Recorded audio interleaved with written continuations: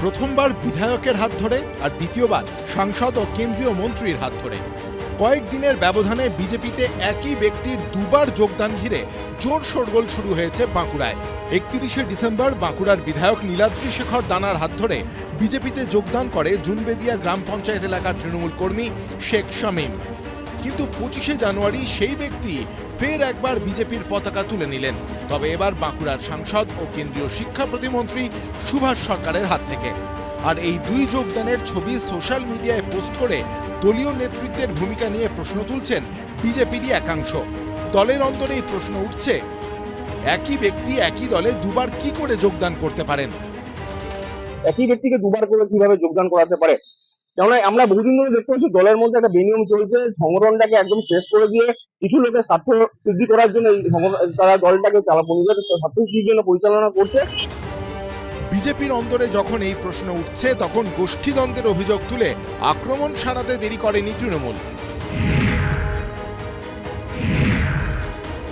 বিজেপির অন্তর্দ্বন্দ্ব, সেই অন্তর্দ্বন্দ্ব চাপা দেওয়ার জন্য ভোটের আগে প্রতিবারে যেমন নাটক করেন, সে নিজেদের লোকদেরই ক্যামেরার সামনে নিয়েছে, মিডিয়ার সামনে নিয়েছে বলে তৃণমূল থেকে নাকি ওরা বিজেপিতে জয়েন করলো। সুভাষ সরকার তাকে নিয়ে আবার নাটক করলেন যে তৃণমূলের নাকি খুব বড় নেতা, আমাদের অঞ্চলের কোনো নেতা ও চেনে না।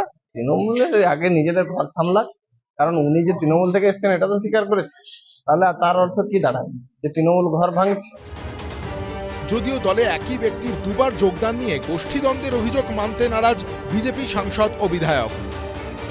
হ্যাঁ, শেখ শামীম তো আমাদেরই বিধায়কের হাত দিয়ে যোগদান করেছে।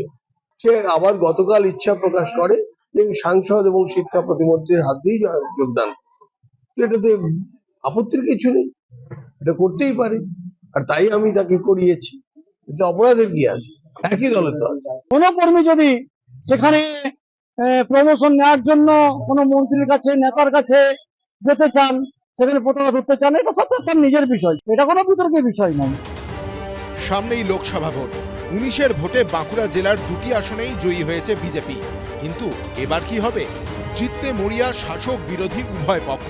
তার আগে দলবদল নিয়ে সরগরম জেলার রাজনীতি। পূর্ণেন্দু সিংহ, এবিপি আনন্দ, বাঁকুড়া।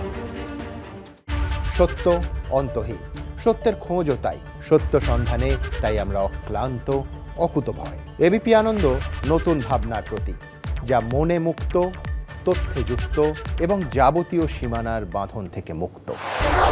সীমা না শব্দটির মধ্যে লুকিয়ে আছে মানা শব্দটি, যেন চোখ রাঙানি এক অদৃশ্য বেড়াজাল, যা আটকে রাখে আমাদের এক ছোট্ট গণ্ডির মধ্যে। একমাত্র সঠিক খবরই গড়ে তুলবে এক মুক্ত সমাজ। সেই জগৎ গড়ার লক্ষ্যে কোনো সীমানার ঠুকুটি আমরা মানব না। এবিপি আনন্দ এগিয়ে থাকে, এগিয়ে রাখে।